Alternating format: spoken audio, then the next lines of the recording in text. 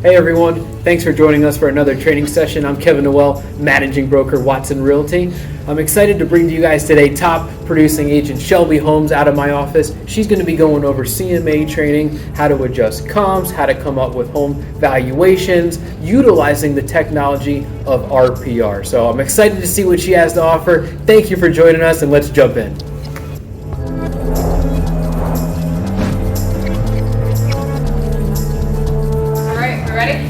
Sorry, a little late. Yeah, no worries. All right, thanks everybody for being here. We're going to go ahead and get started. This is Shelby Holmes. If you haven't met her on Ascend or done a deal with her, she's going to be going over CMA training with you guys today. Appreciate you guys being here, and let's jump in.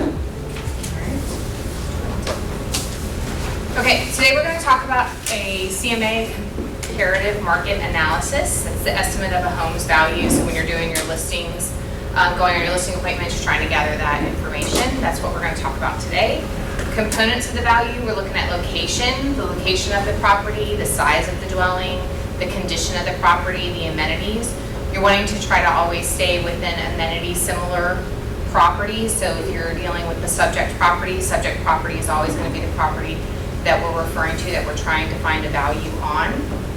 So if you're referring to the subject property and it's in an amenity-rich community, then you want to try to stick with other amenity-rich communities. Same. During your pre-listing interview, you're going to go over a few things with the seller. You get that phone call and you're trying to figure a little bit out about what's going on in the property before you get there. If you look at one of the handouts that I have, it's on the back of the tax roll. I made some notes there. And that was a little bit of the information that I was dealing with from the seller. So you're wanting to find out about some of the improvements. And the reason you're gathering this is just to be sure that you are going to gather the correct comps. So one of the things you would not want to do is find a home that your subject property is completely renovated and now you're going to compare it to nothing but homes that are in need of renovation. So always wanting to try to gather as much information as you can to be sure that the comparables that you are finding are the most like homes to the subject property. So improvements. Have they renovated the kitchen and bathroom? Have they done their flooring? Or is it carpet throughout the whole house? We know that buyers tend to steer away from homes that do have carpet throughout the main living areas. Sunroom, screen porch, anything like that that's going to add value to the property, have they put those things on and made those changes to the property? And a pool, everybody loves a pool, and that's a big adjustment. So we want to know during their ownership, have they put a pool in? Maybe talking about the view of the home. What's the view of in the backyard? Is it a preserve? Maybe the back to a water treatment plant, those types of things. You're also thinking about the 4 points: the roof, the AC, the plumbing, and the electric. On this particular home, you'll notice in the notes that the original roof is 18 years old. So right now in the state of Florida, that's going to be a little rough. A buyer's going to be able to get insurance, possibly, probably, but it's going to be high. The value, what they're going to be quoted is going to be high. So I know that that's something I'm going to have to talk to the seller about. Once they've told me that information, it's something notes to self, and I know I'm going to have to work that into my presentation to make sure that we're talking about that. They do have a central vac. She told me that the HVAC is newer. I can't find a permit. So I know I'm going to have that conversation too to figure out when exactly was that latest AC unit put in. Hot water heater is also 18 years old. Again, something to note that I'm probably going to have a conversation with the seller about to make sure that she's in here under the understanding that that may need to be replaced. I know that the back is just a concrete pad. There's no sunroom. There's no porch, patio, no covered lanai. So I know that's something else I want to keep in mind as I'm trying to find my comps. And the view of this property, the subject backs to another home.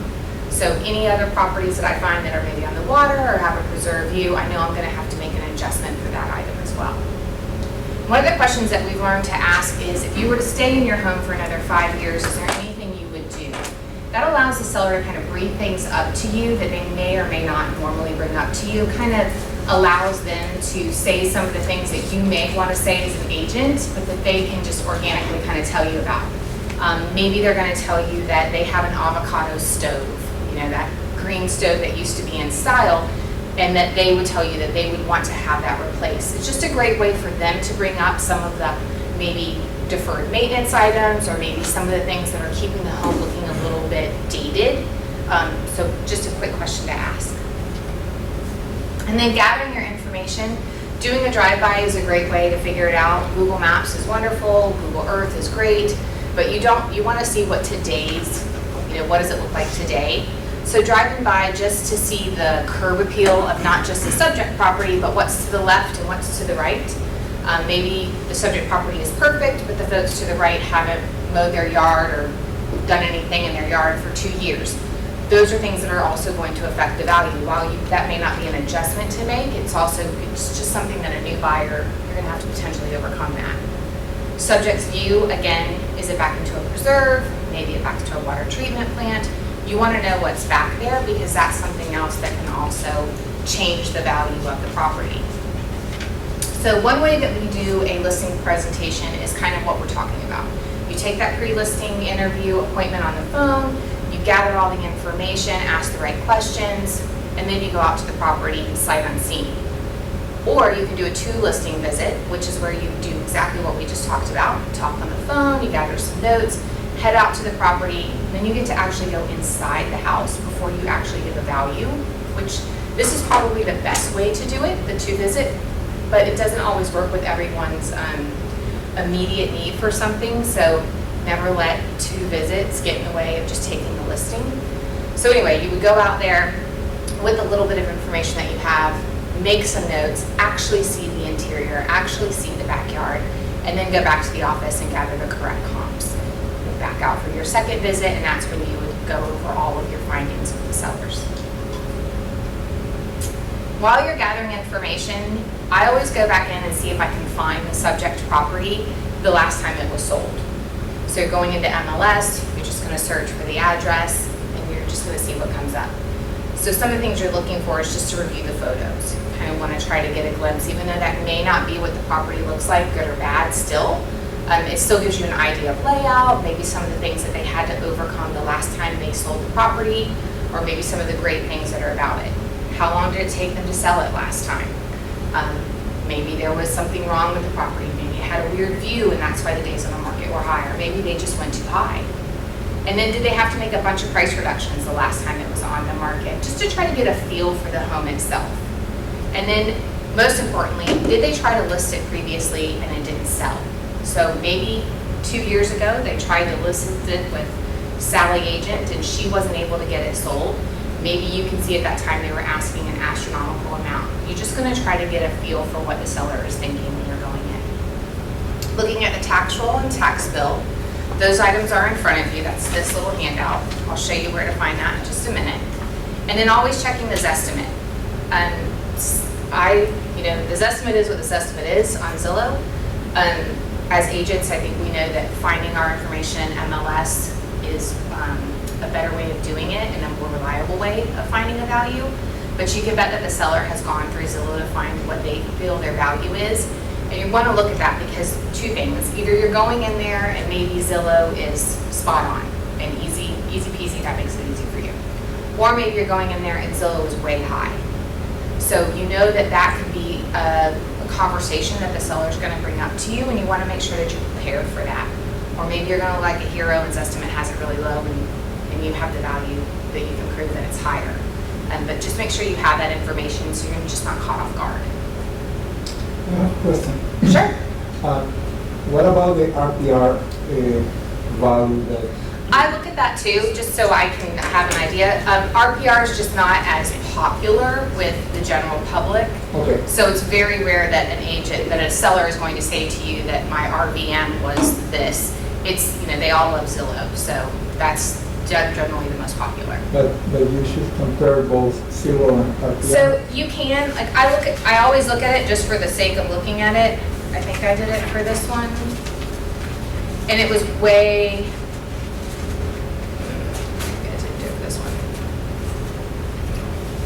I think it was another one that I was just doing. They were way off. If I remember, it was a different one. There was one in St. Augustine. The Zillow was like 460 and the Zestimate came, and the RVM came in at like 406 or something. So they're just kind of, it just depends on the area, it depends. I don't heavily weigh on those automated values. I tend to weigh more on what I find in MLS, what's sold, what's under contract, and what is actually active. But going back to double check yourself and see what they have to say there doesn't hurt. Definitely. Happened with my house, I was doing that, and they used a comparable. All the average was over 350. And one of the comparable was 85. Why? Because that house was on fire. And they don't take that into consideration. So that's why Zillow is great for what it's great for, but it really is just like you just said. It's a pinpoint and a radius search, and it doesn't matter if your community is grand and has amenity rich and it backs up to a trailer park. Well, it's going to use those trailers as comparable, so they're just apples and oranges. So that's why Zillow's not my favorite. When you're searching for comparables, you want to kind of try to stay as similar to the subject property as possible. So staying within the same community is important. If there's a sub-community, so for instance, this particular home is in Oakley Plantation that we're looking at today, which is in the sub-community of Hearthstone. So if it's possible to stay within Hearthstone, so Hearthstone and Oakley Plantation, and you want to stay in there. That doesn't happen all the time, doesn't happen rarely. So then you just kind of want to stay in Oakley Plantation as a whole. Same thing with a small community. If you're in a small community and have to branch out, you want to really make sure that you're branching out to another like community, as like as possible. You want to try to stay within the last 6 months. With the way the market has changed over the last year, I really try to stay within the last few months. 6 months definitely, 1, 2 to 3 months if possible. So I try to stay within that time frame. Built within the last 10 years. If you are using comps within the same community, this is usually not an issue because communities are usually built out within 5 years of the start, 5, 7 years. So you don't usually have that issue. Same bedrooms, same bathrooms. If you're comparing a property and it's a 2-bedroom, 2-bath, you really don't want to go to anything more than just a 2-bedroom, 2-bath. You don't even want to really compare it to a 3-bedroom, 2-bath if you have that option not to. Once you get 3-bedroom, 2-bath, again, I still try to stick with the same 3 2s. Once you get into 4, 5, and 6, as long as the square footage is similar, go for it. Just making your adjustments based off of square footage. But trying to compare a 2-bedroom, 2-bath to a 4-bedroom, 2-bath, it's just too different. It's a totally different animal. And then staying within your square footage, like we were just talking about, giving the example, if the subject property is 2,000 square feet, then you should stay within 1,700 as your minimum search and 2,300 as your max search. I don't know how long everybody has been in the business, but I think you find the more of these that you do, the less black and white it really becomes. So if you're doing a search and you can't find anything in the neighborhood and you have to drop down to 1,600 square feet, then that's what you have to do. There's no set in stone, this is how it has to be done. It's just trying to use common sense and use what comps are best available to you. If it gets too squirrely, then, look to your neighbor and say, this is what I've got. You tell me what you think too. More eyes are always better than one. Considering the age of the subject, again, same thing what we're going to talk about over and over with this one. You're going to notice that a lot of the comps, all of the comps, have a new roof where the subject property has an original 18-year-old roof. So it is imperative that I beat into the head of the seller that it's going to take a new roof to sell this property, or they're going to have to significantly adjust their sales price. So this one's a little weird, and we'll go over all of the comps, the sold comps, and then we'll flip it back into the active and pending. I do that just to kind of check myself, and it was really interesting for what I found, especially on this one. So we'll look at all that. Once you determine the value range, this is what I was just talking about. The value range that we're going to look at, 2 of my comps came out really low. Another comp came out really high. So I went a little bit further out into the community, came out with another low one. But when I put it into the active and pendings, it was all sticking with my higher. So we'll look at all that together. And then once we're done with that, then I just slide everything into RPR and using the sales approach, the adjustments there. All right, so this is everybody's MLS. You're gonna roll into your tax roll first. I always use Metro Market. So I'm going to slide into here, go going to go into a property search. This property is in Clay County, 3109 Hearthstone. It's not that one.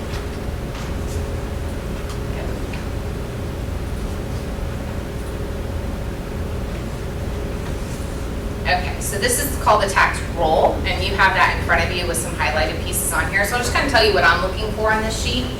I'm looking for the legal description. You're going to use that when you if you write up a purchase and sale agreement for the property or a listing agreement for the property, you need that. The current owner's name is also on this document, so you're looking to see who the current owner is. Is that the person you're having a conversation with? When you go on your listing appointment, you want to try to make sure that all the decision makers are at the table. So you try to see how many people are there. But if you look, you just see that one person's name is there. But down here, you'll notice underneath sales history that it's Barry and Jennifer. So that tells you there's actually 2 owners. So I want to try to make sure that both Barry and Jennifer are going to be present at my listing presentation.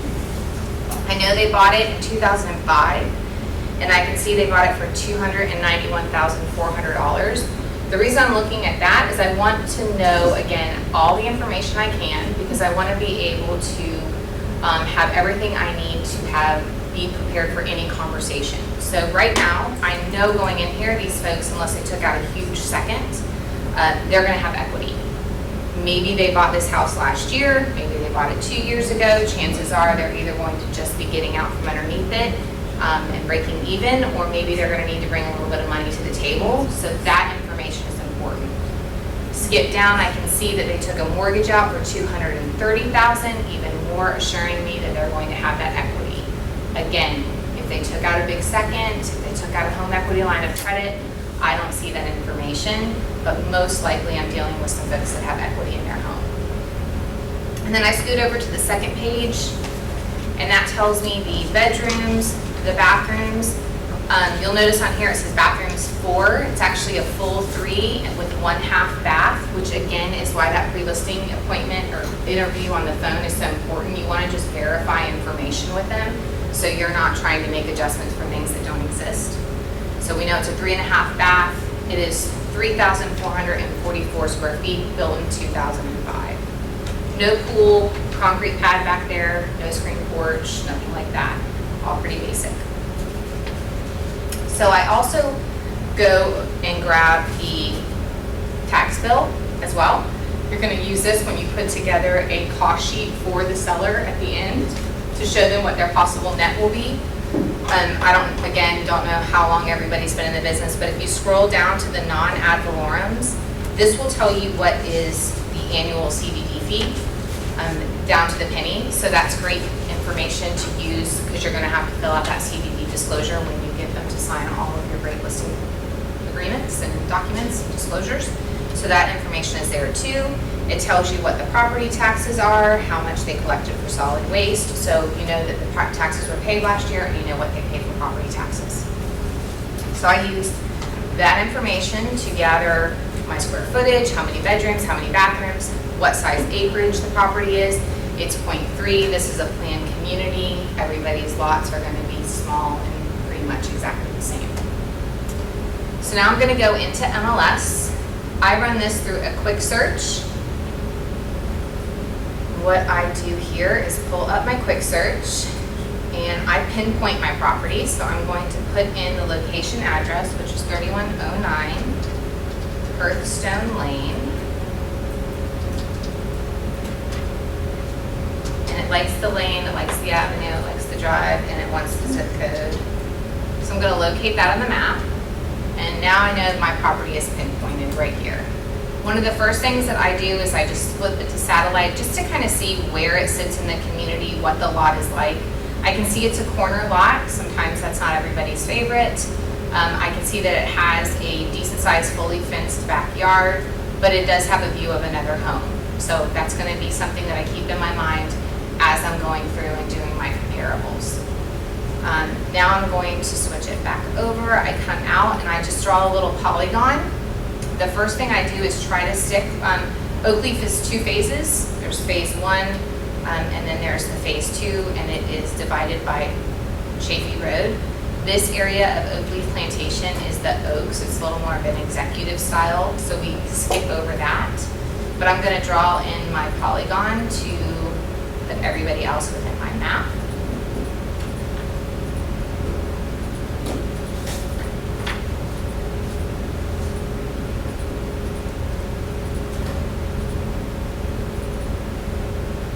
So now I have everything in the map, that in the areas that I want. And I'm going to scroll down and I'm going to change this to sold because I want to see what has sold. And again, I want to stick within 6 months, so I'm going to check my 6 months box. And then that gives me 45, still a few more than I would like to have. So I'm going to come down here to my square footage. I know the subject property is 3,444 square feet, so I'm just going to drop it to my minimum of 3,100. I'm not going to put a max because I'm only getting 3.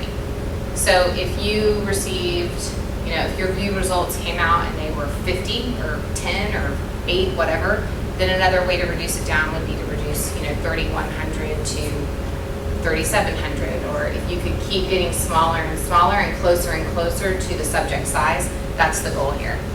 So I've got 3 to choose from. Makes it pretty easy to figure out what I'm going to use.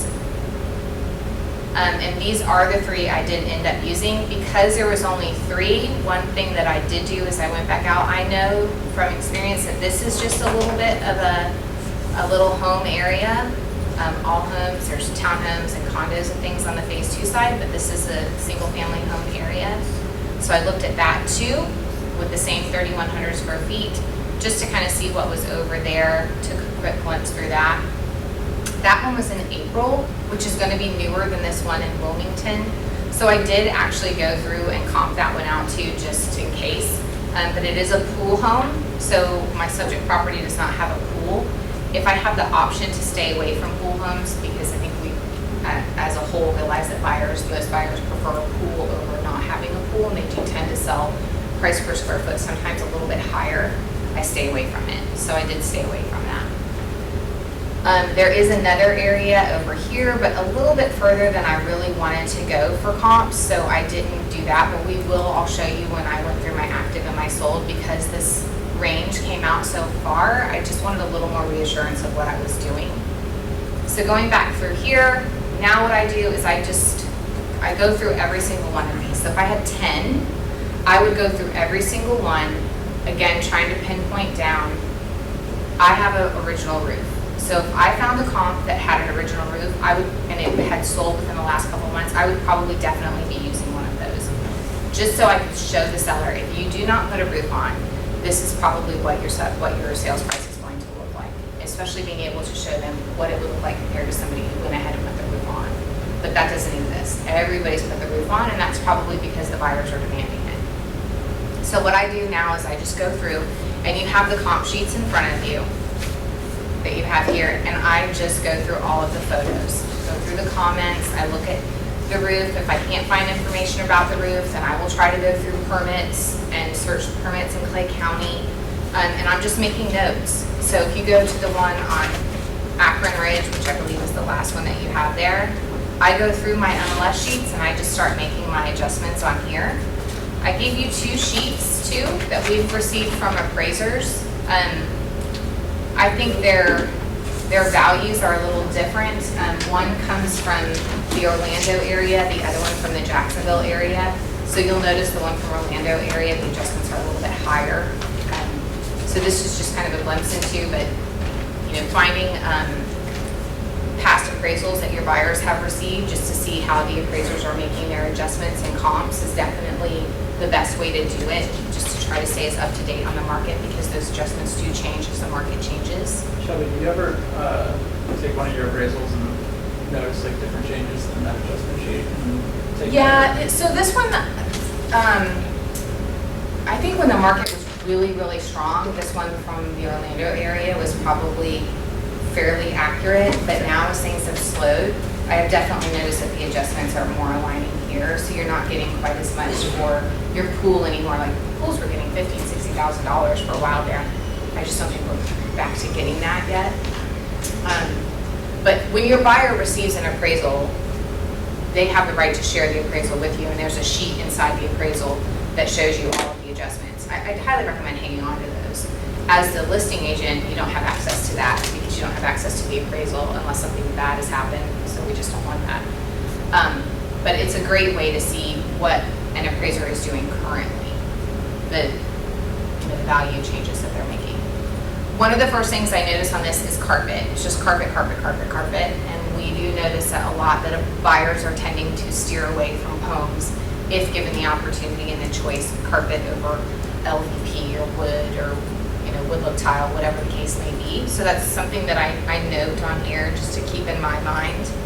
I noticed too that this one has a preserved view.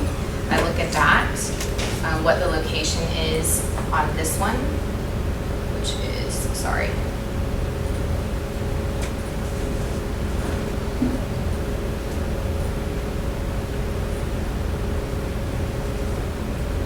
Which one is that? What's this one over here?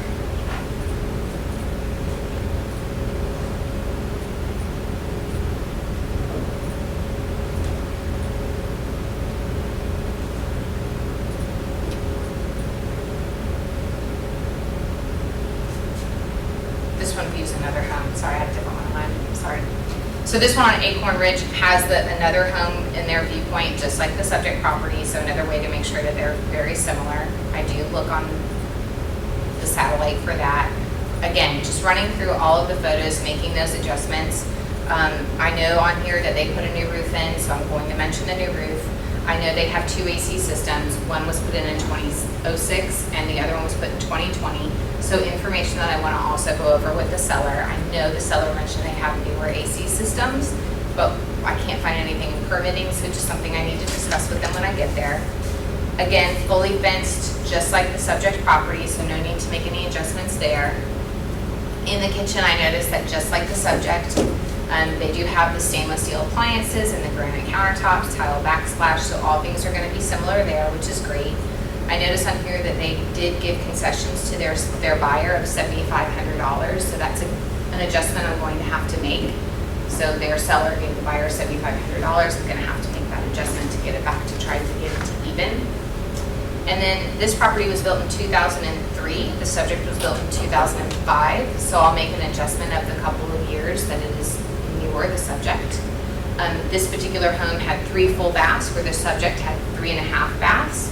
So I'm going to add in $5,000 for that additional half bath that the subject has that this property lacks. And also this home is 3,843 square feet where the subject property is 3,444 square feet. So I need to make an adjustment for 399 square feet. So you take the comp, which is this home on Acorn Ridge, subtract it by the subject property, that gives you the 399, and then you take the dollar per square foot.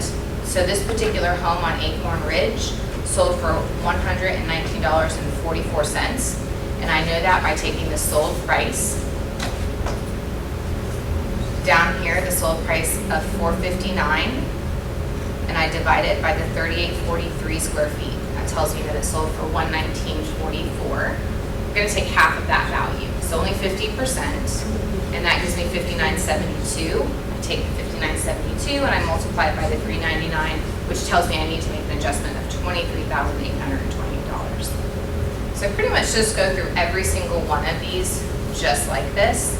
The other one that was this is the one that's going to throw us for a little bit of a loop, and this is the one that is actually in Hearthstone. So Hearthstone again is where the sub-community of the subject property.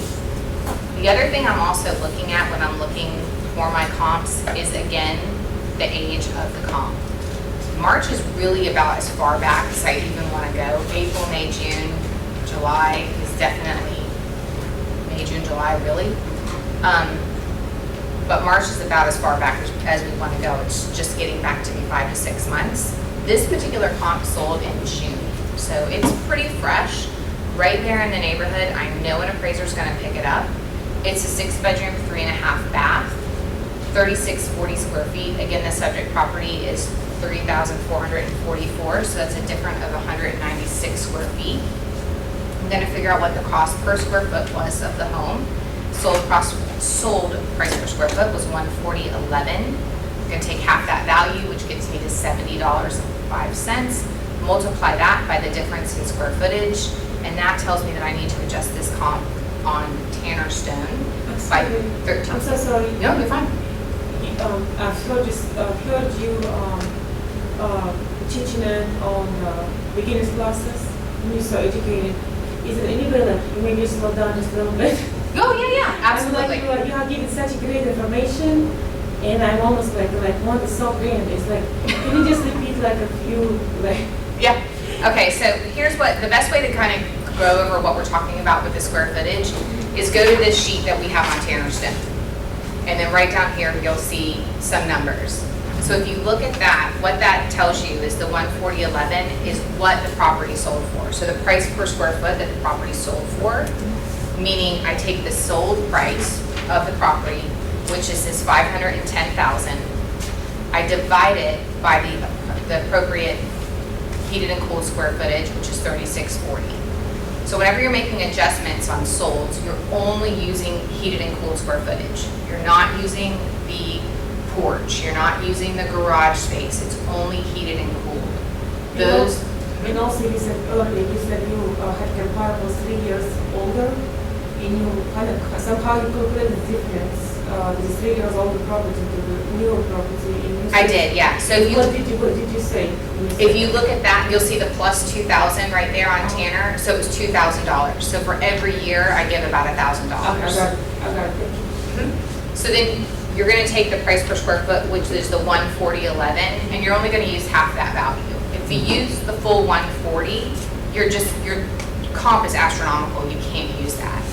And that number does change. So when the market was in the middle of the change back in September, October of last year, I was only using 30%. And now I'm back to using 50%. So that's why grabbing those appraisals, and if you ever have the opportunity to listen to an appraiser, give a conference or go, it's valuable information. And that way you can kind of try to stay ahead of the market and stay with the values of the market. Well, the price for square foot that you use is different in each property. Absolutely. Okay. Because again, you're taking the sold price of that particular home, of your comp, and using the heated and cooled square footage to figure out your price per square foot. So again, going back to Tanner Stone, I know that property sold for $510,000. And I know the property is 3,640 square feet. Mm-hmm. If I take 510,000 and divide it by 3,640, I come up with the 140.11. Yeah. And then I divide that in half to give me 50% of it, which is $70.05. And then I multiply that by the 196, which is the difference of square footage. So 3640, subtracting out the 3444 from the subject, tells me that this particular comp is 196 square feet larger than the subject property. So I need to adjust for that. I need to get them in line. Same one is smaller than the subject. Yes. So ideally, you want your subject property to be surrounded by comps that are maybe one smaller, one's right the same exact size, and one that is larger. It doesn't, I wish it worked like that for us every single time, because every comp that we're using through here is bigger. So you have to try to just do what you can with what you have to work with. But in the perfect scenario, it would be one smaller, one same size, one larger. So now I know that by making an adjustment for my size, I'm going to need to adjust this property with $13,730. And then again, I'm going back in here and I'm looking for information. One of the things that stood out to me was that this property, just comparing this one to the one that we just looked on Acorn, it was 510 compared to 460. I mean, that's a big difference in price. So just skimming through, what made this property so different? They're the same floor plan. I can already tell that. This one had laminate floors. The kitchen is a little bit different, but granite countertops in here. Sorry, not laminate floors, wood look tile. I guess it has both. It did have a fireplace, so I made a $3,000 adjustment on this one for the fireplace because the subject property lacks a fireplace. This property too is fully fenced, so no adjustments needed there. But I'm really just skimming through for anything different, any large adjustments that they've made, improvements. This is an ADA compliant bathroom. So it's a handicap compliant bathroom. So somebody can take a wheelchair through there, whatever. That was something that I thought maybe possibly made the property sell for so much more. I called an appraiser just to find out what they would do for an adjustment on that, and he told me nothing. So where his thought on this was that that's great that they've done that and the value is there for somebody who needs that, but it's not necessarily going to be an adjustment maker on the appraisal report. So that kind of solved that, because in my mind I thought, well, maybe that's a $10,000 adjustment, but not so much. I just want to, I checked the documents, the seller's property disclosure, it's not talking about that unit in the second. I don't know. I don't think so, because just based on the sheer size of the home and having already sold homes this size in the community, they are usually two. But it's odd that there is a split unit I there. saw that in there. So this is called a ductless split unit, this AC unit, and it struck me too as to why that would be there. It almost made me think that it was part of a garage, but there's no third car bay, so something else was going on there, but regardless, it's down the street, it just sold in June. We're gonna use it as a comp. So again, just going through here, making sure that the carpet looks okay, that there's nothing outstanding and weird about what we're looking at. Food for thought, always pull your rugs when you're having photos done. Pull those up, they look terrible. Looks like they probably have redone their bathroom a little bit. It's got a new shower glass door. So just really trying to take the property in and make as many notes as I can and make sure that I'm comparing the subject properly to another comp, which size-wise, we're probably right about there. This has a covered patio. The subject property only has a concrete pad. So we make an adjustment of $2,000, giving these folks the value there for their covered patio. I can see on here that it looks like it's backing to a preserve. And one of the reasons why I quickly switched to the map on that is because I can see in the satellite, where's it at? There it is. Yes, there is a small tree line there, but it actually backs to a road within the community. So I don't foresee them receiving that same type of adjustment that they would receive for having a preserve lot with this. So I made no value change on this one for their view. Again, they're going to see some trees, but on the other side of that tree is a main road through the neighborhood, so I did not make an adjustment for that. Any questions about that one? Again, new roof. On that one? Yep, new roof on that one. You stated that you had, there was a fence around one property but not the other two, right? You did not make an adjustment for that? Yeah, everybody had a fence, actually. Oh, everybody? Yep, Okay. everybody had a fence. So usually for a fence, it's like $2,000, and again, that's something that I just picked up off of an appraisal. Kevin, where did you see the roof? This one, On the seller's property disclosure, it says 20 years.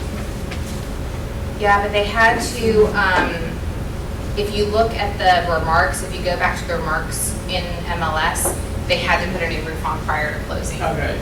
And that's a lot of, I keep saying new roof over and over. You can tell by going through some of these that sellers were trying to sell without putting a new roof on. And they're all about the same age, that 18, 16 years old. It's just not happening. They're really not able to do it. Buyers are able to get insurance. I called an insurance provider that I use a lot, and the quote for this particular home without a new without a new roof is going to be just over $4,000, and that's costly.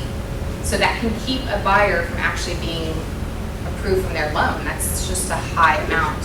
So what you see a lot on here is where maybe a seller went ahead and tried it at 20-year roof or 18-year roof, but then you can quickly see they had to readjust, and they figured out that that roof was important.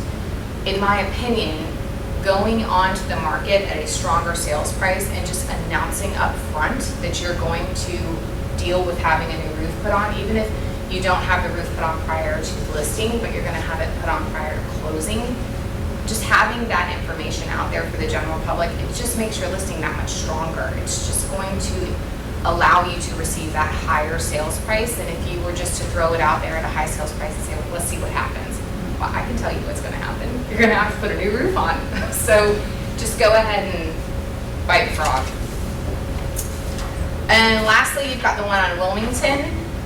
Again, keeping with similar square footage. This particular property, again, a little larger. We would always want one smaller, same and bigger if possible. And you're just gonna go run through the same things. 6 bedroom, 4 bath on this one. So we're gonna make an adjustment here because the subject property has 1 full bath. So I'll make a $10,000 adjustment for that. The subject property has a half bath. So I'll make a $5,000 adjustment for that. I'll add $5,000 to it. 2005, everybody was built the same year, so no need for an adjustment on that. I can tell this one was 3634 square feet. Again, the subject property is 3,444 square feet. That's a difference in square footage of 190 square feet. So then I'm going to take this down here, and my sold price was $445,000. I use that price. I divide it by the square footage, again, using the heated and cooled square footage, and that tells me that I have a $122.45 cost per square foot. I'm going to use half of that, which is $61.22, and I'm going to multiply that by the difference in square footage, which is 190 square feet. So I know I need to adjust this particular comp on Wilmington by $11,631 to bring the two sizes to get them even. That makes sense? How, I'm a little confused. How you made the adjustment about an old roof and a new roof, or an old HVAC and a new? So that's like the $1 million question, in all honesty. So for this particular option, I'm not even going to try to attempt to do that. If I could find a comp that showed me that they actually closed with an old roof, then that would help me. But I can see that no one has closed with an old roof. So my information to the seller is going to be, if you want to try to close without a new roof, and I've already had 2 roofers go by and give us 2 adjustments, 2 proposals, so they know what the cost of a new roof will be, it's probably going to be at a minimum of that price. I mean, if your subject has a new roof, okay, but when you are looking for the comparables, you say 6 miles? No, you want to stay within your neighborhood. Okay. So, the ones that they are comparable, they Don't have have an old roof. And that's kind of the $1 million question. A lot of, hopefully, what you're going to see is that the old roofs are probably selling for a certain price per square foot, and the new roof hopefully sold for more. So that can tell you a little bit of where the adjustment is. You know, rule just kind of off the cuff, I would say probably somewhere between 10 and 15,000, but a lot of it depends on the subject property. You know, if the subject property is 1,500 square feet, then it very well could only cost $11,000, $10,000 to put a new roof on.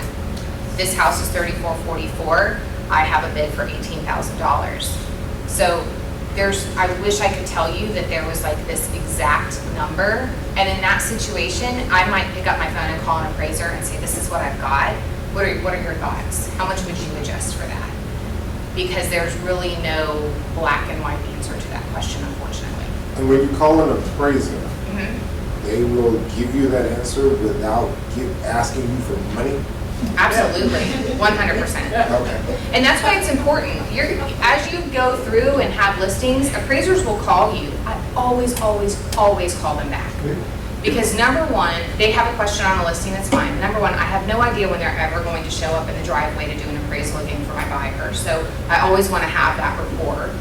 And number two, I know that I have questions. So if I have a good conversation with somebody and I feel like everything went well, I will not hesitate to ask and say, hey, would you mind if I hang on to your phone number, and that way if I have a question that comes up, can I call you back?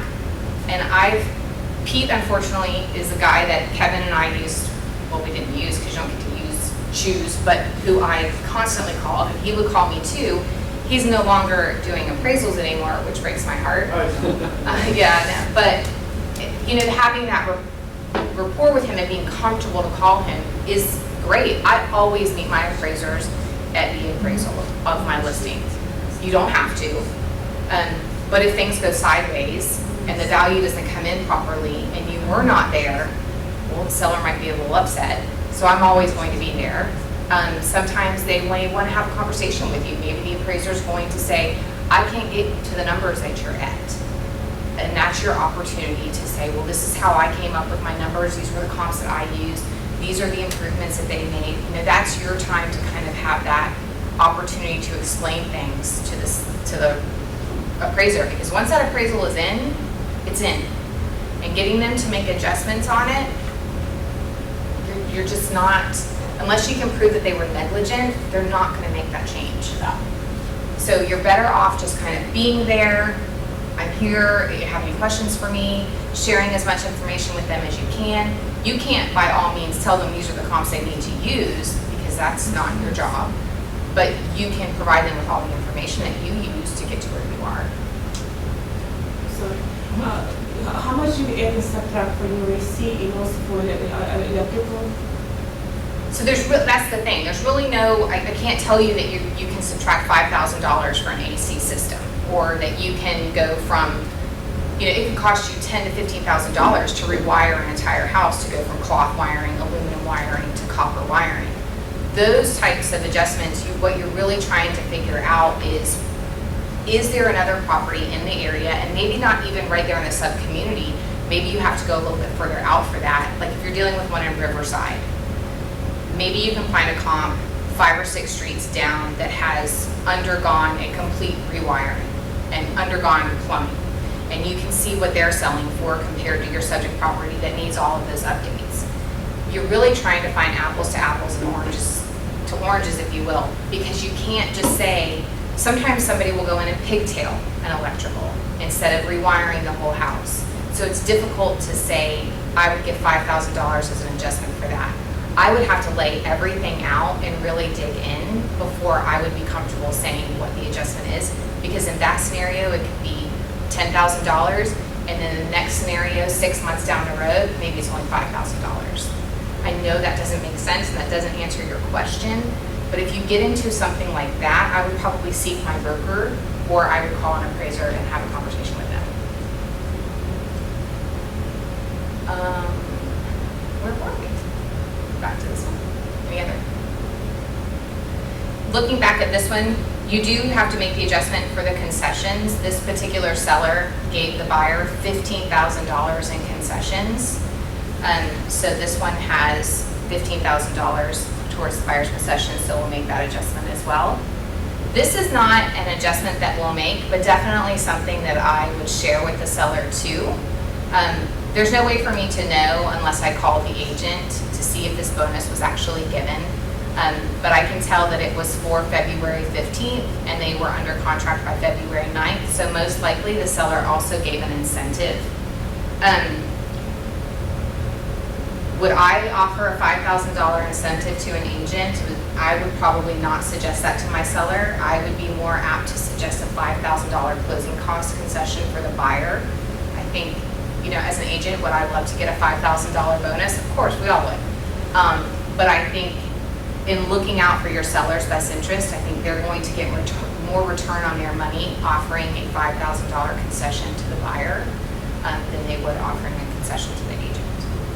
It's just my 2 cents. In this one, I know that they did new flooring. By going through the pictures, I can tell, and looking at the comments, they put in some new flooring updates. They updated the cabinetry, or not the cabinetry, the appliances. They updated their fixtures, their light fixtures and things throughout. The fans were updated. So I just go through and try to gather as much information again and make as many notes. Fairly builder basic all in all on this particular property. They did put some wood look tile in. So again, just making notes. Fully fenced backyard, backs to another home. Not everybody's wild about above ground pools. I don't ever give an adjustment for an above ground pool. I don't know that many appraisers do. The adjustment sheet says no adjustment. No, we had one recently in the town of Orange Park where it had a real nice deck built around the above ground pool, and we have a copy of the appraisal, and I think they did give about $10,000 for that. So if it was, but it was really well done. It was pretty new, See, so. that I would understand. Yeah, and it was like a full deck around it, you know, so they That's still did do pretty that value strong. for Yeah. that. I never give adjustments for pools. For that, I would not either, the one on the picture. Yeah, no. but- No. So now that I have all of my MLS sheets and all of my adjustments on these MLS sheets, that's when I pop over back to RPR. Yes. I just had a quick question, Shelby. It's amazing how much Tanner Stone sold for more than the competition. Obviously, I think the two things at play is the in-law suite and then the timing. The other two properties were listed in July of 2022 and then finally sold in early 2023, whereas Tanner Stone listed in April of 23 and sold in June. Yes. Do you attribute the I timing? think so, the timing of the market, because since we're still in here, let me show you what I did. So now, if I look at these comps, once I make my adjustments, I know what the adjusted values are gonna be. Two of them are gonna be right around 430, 435, but Tanner Stone comes out to 495. So I have these three adjustments. Two of them are telling me right around 435, 430, and one of them's 495.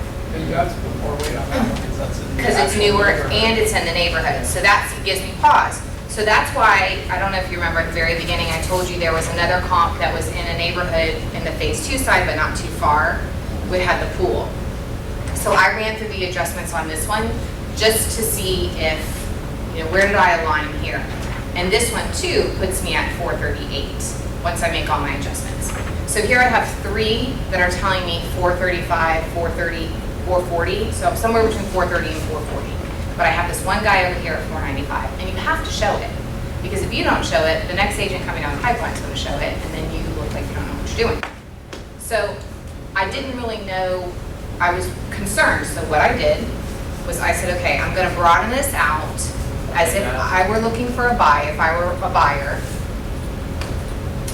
There's another section over here that I know is single family homes. And this does require you to know the community a little bit. So if you don't know the community, find somebody in your office that does, talk to your broker, they will help you. Shelby, I was gonna say, because that one, the fourth one you got, with the pool and everything. Yep. Is that in there? Did I put that in there? No, no, no. Oh. But that one's outside of a mile within your, It is. And so this particular area is even further. yeah. So were you just doing that for your own? Yeah, just state of because mind? because if I'm a buyer, I'm not going to come in and I'm looking to buy an oak leaf. I'm not going to come into oak leaf and say, some people actually do, but I'm not going to say I only want to be on the phase 1 side. I'm going to look at oak leaf as an entire grouping, as an entire community, as a whole. So So that one won't get pulled by any appraisers. Probably not. But you're just using it for your own. yeah, and I looked at this one too, kind of played around with the numbers, but that one was back in February, so I felt like it was even older, so I just really didn't play with it. So what I did was I changed out from solds and I went back into active, just to see, and again, I'm set at a minimum here of 3,100 square feet. So I just wanted to see what is out there, what's happening. This one's at 559, 3613 square feet, that's 145 a square. This one's at 485, 3352 square feet. So this one is in where? Worthington Oaks. I don't think I noticed this one the other day. It's been 19 days. Paying 2%, I see. Yeah, that's not good. I want to see the roof. Unknown. Okay. When you see roof unknown, check old. That means old. So that tells me, so even looking at this, that tells me 485, it's probably an original roof. Now I will definitely be going back to search the permitting to see if it actually has not had a new roof, but being that they've made no comment about it, tells me that it's an old roof. So this will help me kind of figure out too, at 485, they've been on the market for 19 days, they have not had an offer, they are only offering 2%, which is lower than our standard in the area. That maybe this is where the price needs to be, or maybe even a little bit lower if you were going to sell the home with an original roof. Then I look at this one at 559, and I actually called the agent. I don't know why I didn't notice this one on Amberwood. the other day when I did this, but I called this agent because this one is priced at $559. It is in the area that over here that's a little bit away from the subject property. And I noticed they too had a 18-year-old roof. They were not advertising that it was going to be redone, and their price is strong. I mean, $559. That one over there on Tanner, which closed in June, $510. So there's no pool here. Like, where are you coming up with that value? So I called. They are going to be putting a new roof on. The agent said that they have had a lot of showings but no offers. So there's two ways to know you're overpriced. Number one, you've got that revolving door, showing after showing after showing, but nobody's getting the paper. Or number two, it's a ghost town. You don't have anybody coming through the house at all. Those are the two ways you know you're definitely overpriced. So again, lots of showings, no offers. They kept receiving the same comments over and over about the roof, the age of the roof, the age of the roof. And you can see also the appliances were a bit mixed matched in here. So they're replacing the appliances. So it's got an older double oven, you know, the white, so they're going back and they're replacing it. They've got the updated stove and microwave, but this is all mixed matched. So what they're planning to do, the seller has agreed to put a new roof on and to update the appliance package, and then they're going to make a reduction. So I know that's going to be offering a new roof, $559. I know they're not staying there. If I had to guess, they're probably going to be trying to get underneath that $550. So that tells me $550, they're about 300 square feet larger. So then I went in to say, okay, what is under contract? What is currently working? So I don't know what they contracted at, but I know that at this list price, it was good enough to get an offer. So again, my minimum here is 3,100 square feet. I called this agent, I went in here, could see it was a Watson agent. You know they're gonna talk to you, it's a Watson agent. Most agents are all gonna talk to you anyway. You just call, hey, I'm about to list a house, saw that you have this. Most of them, we all have the gift to gab, and we gab. So they'll tell you all that. I did find out with this one that they did end up having to put a new roof on. This one actually closed, but the agent has not closed it out yet. So hopefully that will happen sometime in the near future. You didn't ask for the contract? I did, but she was in the car and she couldn't remember. So if they don't close it soon, I'm going to call her back and ask her, because this would be a great comp for me. 540, 5-bedroom, 3-bath, $3,791. It's about 300 square feet larger, but still, that's going to put me above that $500,000 or right at that $500,000 marker. If I get a new roof, I've got to get a new roof. Gotcha. Yeah. So looking through here, I just kind of went through again and looked. New flooring, it's staged, it's cute. You know, they did all the right things. They put in the new countertops with the quartz. They definitely resurfaced those cabinets. So those are things I'm going to have to show the seller. Yes, it closed probably for $530, $525, whatever it closed for. And they got that price with the new roof, but it was also cute. You know, I don't know if the subject property is as cute. So the everybody over there not having to do the roofs? Yeah, and that's the thing with Oak Leaf. We're right at that time frame where everybody's going to have to start putting the roofs on. So then I did the same thing in these others. I just kind of looked. This one is odd. I can't get the agent to call me back. It's been under contract since March. So that's odd. It did go under contract. $530,000 was the asking, 322 square feet. The pictures are Christmas pictures. I mean, they are not impressive pictures, folks. 510. Yeah, carpet throughout. So I'm hoping that they get $500,000 for it. That would be a help for me, you know, or maybe a little bit more. They did redo a little bit in the bathroom.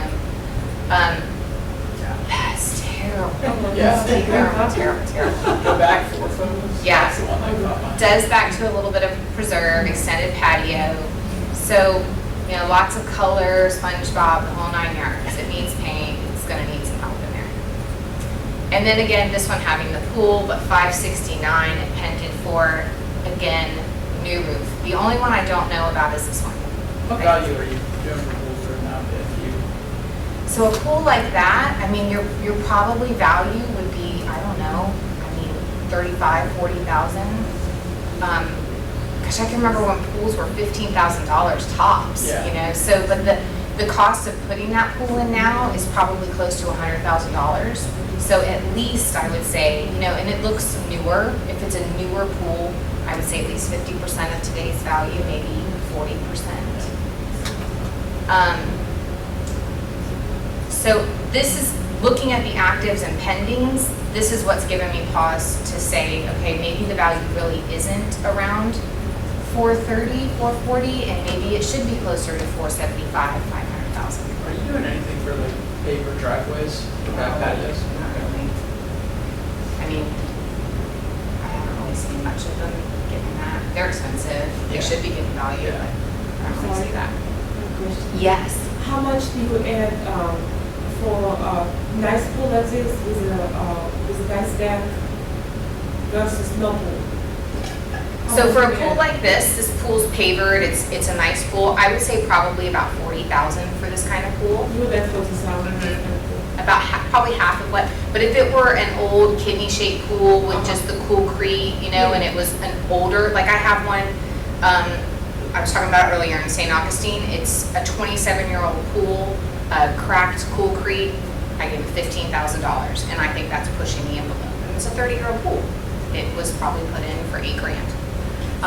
40,000, if it's nice pool like this, whether it's open pool or has a screening pool. So screen pools are usually about a $15,000. It usually costs about $15,000 to $20,000 to put the bird cage in. So I would add a little bit more. So if that had a bird cage around it, probably about $50,000. Something else that you can do too is I'm big about going into the permitting too. If I'm confused about how to price something or adjust for something because maybe it's this, you know, crazy pool with all these amenities to it, I'll go back into permits and they're supposed to put what the cost of it is. So you would be surprised. I mean, some of these people spend hundreds of thousands of dollars on these pools, and you can tell maybe it's only 2 or 3 years old. So then you're going to give a decent adjustment. You're not going to give $100,000 for it unless it's like a $300,000 pool. Sometimes you just over improve. But for something that's nice and pavered and relatively new, yeah, I would probably give that about a $40,000 adjustment.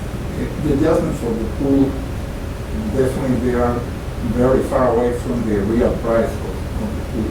Yeah, if you want a pool, you're putting a pool in because you want it. Yeah. I mean, I think it definitely makes your home more desirable to a buyer. I think if you have, you know, 2 homes side by side that are exactly the same and one has a pool, the buyer's probably going for the one with the pool. We would like to find a pool for $40,000, that pool. Yeah, you and me both. I would then consider putting one in.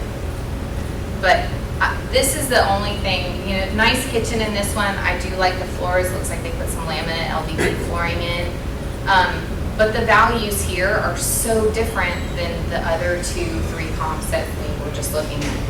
So I will have that conversation with the seller. Number one, Mr. Seller, we have to put in a new roof. And then from there, this is the, you know, the newest and the greatest comp that's in your community. Here's the other sold properties. I'm getting you to be around 440,000 with those, but I can see that the market's bringing more right now. So if you want to try with a new roof, you know, around 500,000, I'm game, and go from there. We begin with our subject property at 3109 Hearthstone Lane. The price is $504,670. It has 4 bedrooms, 3.5 bathrooms. It's 3,444 square feet on a 0.3-acre lot. It has a 2-car garage, and no pool. It has the backyard view of another home. The building style is considered traditional, and it was rebuilt in 2005 after it burned in 2003. It has a concrete pad as a rear deck. The roof is made of shingle and is 18 years old. The yard is fenced, and it has central heating and cooling, with no fireplace. Our first comparison property is 541 Acorn Ridge Lane. It sold for $459,000. It has a new roof, 2 AC units, a concrete pad, and the view of another home in the backyard. It has carpet in the main areas, and is fully fenced. Granite countertops and 30-inch cabinets in the kitchen. Additionally, the buyer gave a concession of $7,500 to the seller. To find the price per square foot of the first comparison property, we divide the price by the square footage. $459,000 divided by 3,843 square feet is $119.44 per square foot. Unfortunately, we can't use the whole $119.44 in our calculations. We use 50% of the calculated square footage, so we end up with $59.72. Now we calculate the difference in square footage between the subject property and our comparison property. So, 3,843 minus 3,444 equals 399 square feet. We now multiply 399, the difference in square footage, by $59.72. The result is $23,828. Since this comparison property is larger than our subject property, this amount will be subtracted in our calculations to properly compare the properties. Our next comparison property is 896 Wilmington Lane. This property sold for $445,000, has a new roof, new HVAC system, new flooring, paint, appliances and fixtures. The backyard is fenced, has a concrete pad, and the view of another home. Additionally, the seller provided the buyer with $15,000 in concessions, as an incentive to purchase the house. Using the same method as before, we get $445,000, and divide it by 3,634, which equals $122.45. We only use 50% of the resulting amount, so $122.45 divided by 2 equals $61.22. Next we find the difference in square footage between the two properties. 3,634 minus 3,444, which equals 190 square feet. We then multiply the 190 square feet by $61.22, which equals $11,631. Since this property is also larger than our subject property, these results will be subtracted in our calculations. Yes. One last question for the Tannerstone. When we talked about timing, obviously that was important when they listed. Did you give any value to the in-law suite? Do you think that played a part as So I well? called the appraiser and he said no. Really? Yeah. Because it's a bedroom with a bath. He said if it was a bedroom with a living room and like a true in-law quarter. No kitchenette or anything? No. So you just have to treat it Yeah, he as said, so another basically you just have a bedroom and a bathroom that's a little bit wider. He said, so you're adjusting for your baths and you're adjusting for your square footage. He said in his opinion, he felt like that is such a small buyer pool that you're not really going to get a big value out of having that. Maybe you're just gonna find the right buyer. And that very well could be what happened here. Yeah. Just it all aligned. Okay, thank you. I'll show you how to do this real quick and then we'll wrap so you guys aren't here all day long. I'm gonna go into RPR. I actually already have this in here. I'll show you real quick. So I'm going to create a CMA. Wait, what's up with the MLS for that address? Okay, so nobody else brought it up, so good for you. And then also, We have Keystone and Hearthstone, same property, different spelling Where did you see that? in the MLS. Oh, really? Is that what you're talking about? So actually, the house was built in 2003. The original home was built in 2003, and lightning struck it and burnt it down. okay. Mhm. Because I also see like listing facts and public facts are like way off. Yeah, Okay. so they rebuilt from foundation up. So they were, the foundation stayed, but most of the foundation stayed, and then they rebuilt. And they changed the floor plan and made it bigger. And so then the build date is 2005. Yeah, I saw that. I was like, I'm looking at the right house. Yeah. So if you go back to RPR and you put in your number or your address, it'll bring it up, and then you're gonna wanna do a CMA. And there's two options here. You can build based on the estimate, or you can do a more detailed evaluation. I choose the sales comparison. I am not an appraiser, so I just skip all of that. You're gonna come over here in home facts. This is what is in public record, what you see here, and then there's any changes that you need to make here. So for instance, there is a 4 full bath, but I have 3.1. I only have 3 full baths. You could really just do that as 3. So I have 3 full baths. Public record says I have 4. I need to make that change. I have 1 partial bath. Oh, that's why. So public record says I have none, so I just need to even that out. 3444 square feet is what I have. The lot size is accurate. I have a garage, it's a 2-car, there's no pool. The view is, basic, it's another home. I type in another home in here. It's a traditional style property built in 2005. I know that the porch patio deck is just nothing but a concrete pad, so I put that in there. Some of what I put in here, and I'll show you down here, is so that my presentation of this is just going to go a little bit smoother. I'm going to talk about things that I want to talk about and talk about adjustments I think that need to be made. So again, I put concrete pad in here. You can add something if you want, so we can add fireplace in here, and it will bring that point to the next page too. Can you do that again? Yeah. Can you customize one or? Yes. Okay. So you can enter your own facts. Okay. So you would just type it in there. So roof. I put roof in because if I haven't said it enough, I need a new roof. So I put in here roof, and I put in fence, just so we can have that conversation about fencing too. But it's an 18-year-old roof. And so I put new roof in here, and then I added fireplace in here. They don't have one, but some of these others did. So now I'm just going to confirm the facts, and this is confirming the facts for just the subject property. And then I'm going to come in here and I'm going to add my comps. I don't find my comps in RPR. You can. There's videos on how to do it. I'm used to using MLS. I just know how to use it. It's easier. It's faster for me. So I don't do this. So I just add a known property. And then my comps are already over here, but we'll remove one for the sake of removing it.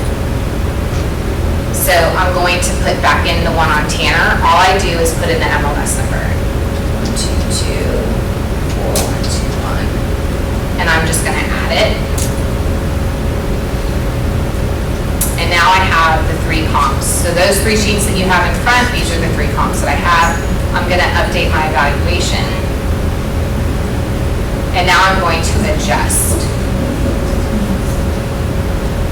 So this is where I start to put in all of my adjustments. And I'll cut to Tanner just because that's the one I just took out and show you how I do that. So on Tanner first. Is it default trying to get you to do the slider or no? No, because I choose the other one. So on that first page there's 2 options. I choose the one that has the more detailed, and then you can put your own in. If you choose the other one, that's where the slider comes into play. So bedrooms and bathrooms, I don't make an adjustment for bedrooms and bathrooms because you're making an adjustment for size. So you're not going to double dip, if you will. I don't think these are in here. Really? Acorn Ridge. So we'll put the adjustments in here.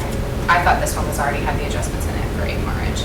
So we'll do this one real quick on Acorn Ridge first. So I know that they made a $7,500 contribution to the buyer's closing costs. So I take out the $7,500 there. That's the sales finance concessions. And then 4 bedroom, 5 bath, 4 bedrooms to 5 bedrooms, all the same. Total baths, 3 full baths, just like the subject property. And they did not have a half bath, so I'm going to add in $5,000 for my half bath. This goes back to my adjustment being made for the additional square footage. So I know I'm subtracting $23,828. Lot size, again, if you were in, I don't know, in Middleburg somewhere, and you were comparing half-acre lots to acre lots, you would definitely start making adjustments for that. We're in a planned community. Everybody's about less than a quarter acre to maybe a full quarter acre. I'm lucky here with 0.3, so I've got a big lot. I'm not making an adjustment. Yes, this one has a garage. It's a 2-car garage, so no adjustments needed there. Nobody has a pool, so we leave that all the same. The view on this one on Wilmington or on Acorn Ridge was what? Another home, so that's neutral. So I'm just going to break that, put that in here. I think this one was the same. Some of these populated and some of them didn't. Another home. Some of this you can fill in, you don't have to, like this comes out as traditional, sure, I'll plot the traditional in all the way across. You know, again, some of this doesn't even matter, it's just information that you're handing to the buyer or to the seller. You making a adjustment for the cul-de-sac on the third one? Yeah, I think I forgot to put that on there, didn't I? Yeah. Okay, let's do that. It's right up there on the right-hand side. Oh, okay. So we made the adjustment here for this was being 2 years older, central heat, everybody's got that. So concrete pad. On Wilmington, we'll do both of these at the same time, so it's consistent with what I'm going through. Wilmington had a concrete pad as well, so I put that in here. And the only reason I put this in here is just really to show the seller. Sometimes you're going to have where everybody else has a screen porch or a sunroom and your subject property does not, and I think that's important information to provide to the seller. So the home on Acorn Ridge 2 had nothing but a concrete pad. So we have the same thing all the way across.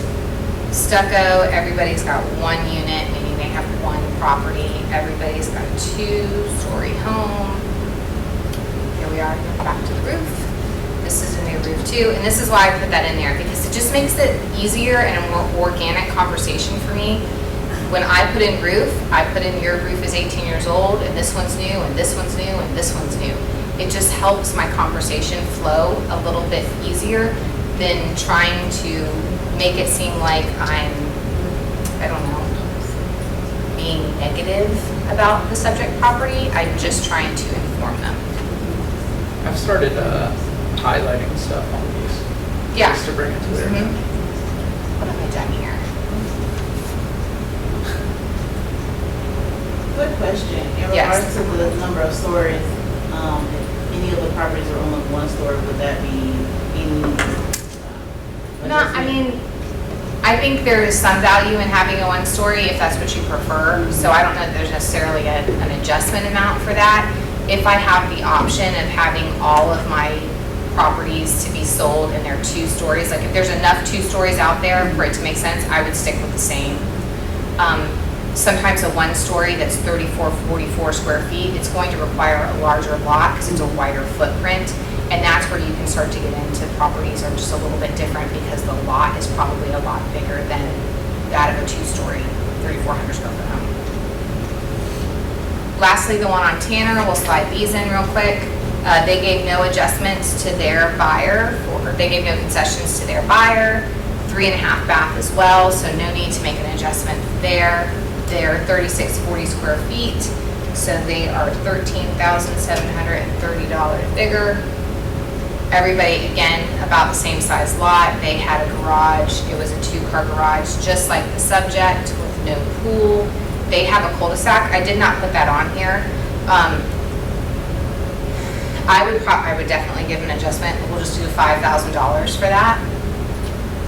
This is the one that backed up to the tree line. So I think that's still neutral. I don't think that's a really big improvement there. So I just put tree/road. And a lot of what I'm putting in here is just things for me to remember that I need to talk to the seller about the way that I word it. Have you ever done like a half value for that? Or do you think you could? For a tree, sure. Yeah. Whatever. And that's something where if I got down to the very bottom of it and I needed to align a little bit more, then yeah, I'd go back and make an adjustment. Heated and cooled square footage, or central heating and air, sorry. This one did have a covered patio. So we'll give an adjustment there. Since it goes with the true roof line, we'll give a $2,000 adjustment on that. And they had the fireplace, so I gave a $3,000 adjustment for their fireplace. This comes over ADA. That is something I would talk to the seller about, just explaining to them that they did have something that was a little bit different than everybody else. So maybe that's why the house sold for the way as high as it did. Yes. There's another one. This is kind of, I think I know the answer, but you said those are all concrete pads. Yes. The one you're working on now is like a double length concrete pad.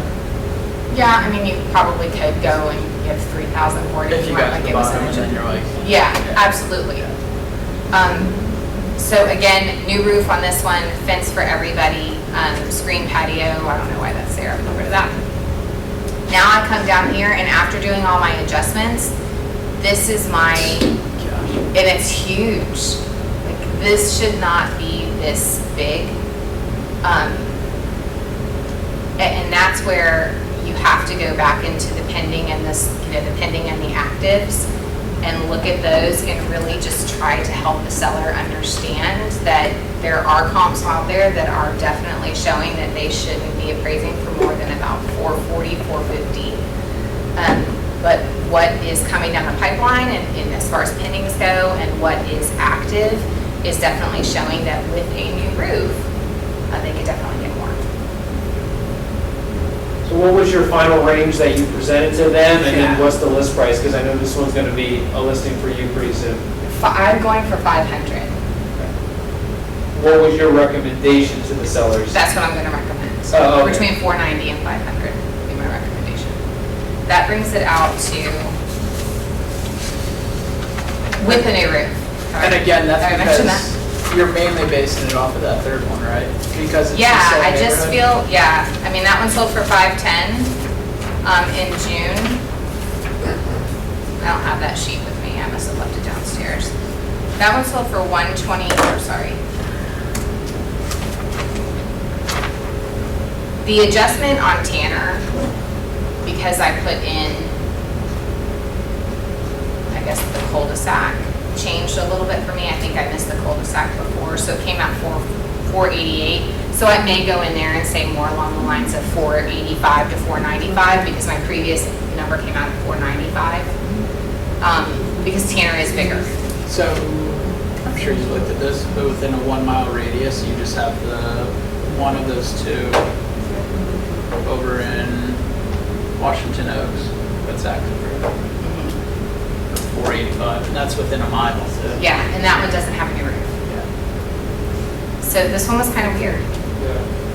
Yeah, that's the weirdest one you showed us. Yeah, well, and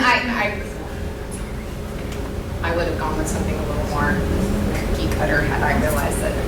I think it's better like this though. I know. Because then we get to see like, this is what you're gonna run into. Yeah. Can we get a copy of this? Yeah. Yeah, could you email that to us? Yes.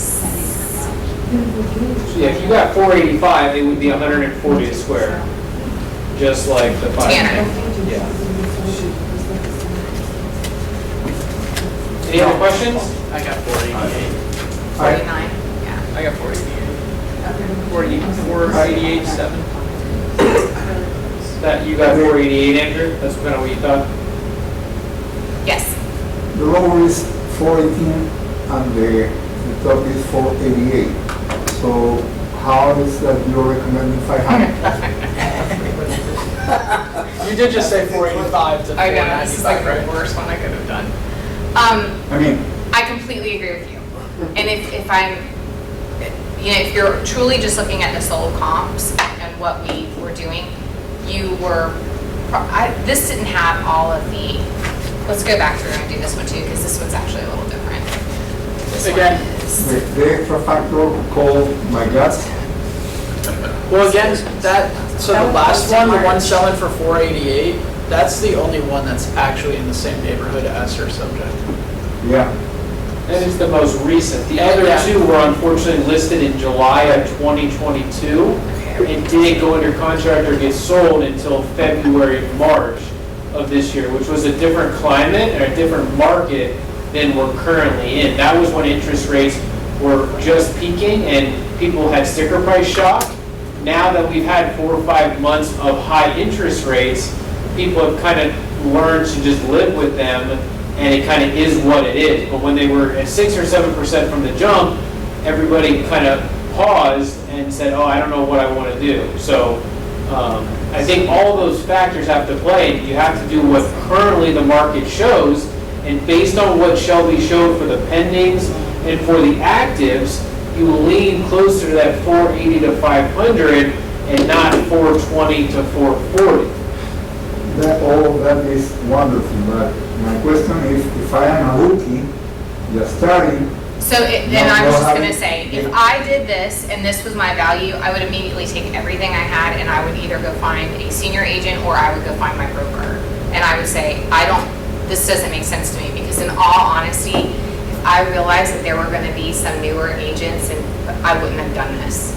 I would have done something a little more cookie cutter. Absolutely, I mean.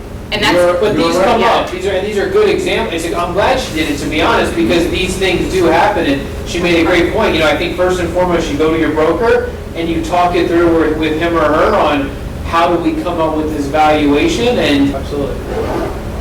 well, again, thank you so much, Shelby, greatly appreciate your time.